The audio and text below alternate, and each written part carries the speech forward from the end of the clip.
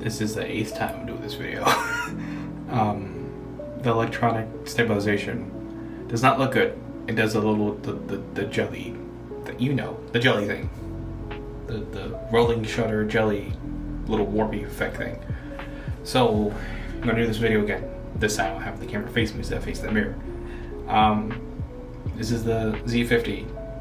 I traded my G95 for it because kind of got tired of looking for third-party lenses, and majority of them being manual focus, which is fine. Don't get me wrong, because the stabilization in those Micro Four Thirds cameras are great, but it's just, I don't know, it just wasn't as affordable as people think it is. Most of the Micro Four Thirds lenses are kind of holding their value a lot. So, and again, no real support for third-party autofocus lenses. I know people are going to say, well, maybe we should probably try practicing manual focus more, or whatever the case may be, but it's not always the case. Sometimes you just want a good autofocus lens that isn't, what's the word I'm looking for?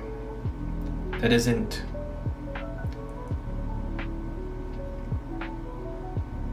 native to the system. There it is, native to the system. So, yeah. So I'm at the Z50. I was going to go with the Canon RF system, but their lenses are stupid expensive, and I don't want to really pay that much for a brand new lens. And the fact that Canon doesn't support third-party companies, which is stupid on their part, but is what it is. Sony doesn't really appeal to me either. Fujifilm is kind of like out of that price range too.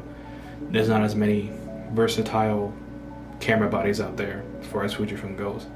Nikon's starting to catch up a little bit with their Z mount series of cameras. So I went with the Z50 because it was one of the cheaper ones, and eventually I want to upgrade into the Z6 to go full frame and stuff like that. And the third party support is great. Same with Sony, but again, Sony's not my favorite. And Fujifilm is a little too expensive to get into right now. Plus I wanted a decent hybrid system, and Nikon was the next best one for me personally. That, and I like the color of Nikon. Nikon's color science is nice. Right now I'm shooting on a neutral profile, and it looks pretty good from what I can see so far. Don't know if I'm even going to be posting this video, because it's mostly just a test to test the autofocus system, see how well it keeps me in focus and stuff like that, and seems to be doing well. That's another reason why I switched from Micro Four Thirds, because their focusing system sucks when it comes to like doing this type of thing or wanting to record yourself or something. So I'm going to test this probably tomorrow out in the field and see how well it like keeps me in focus if I walk into frame and stuff like that, do some cinematic B-roll or something like that.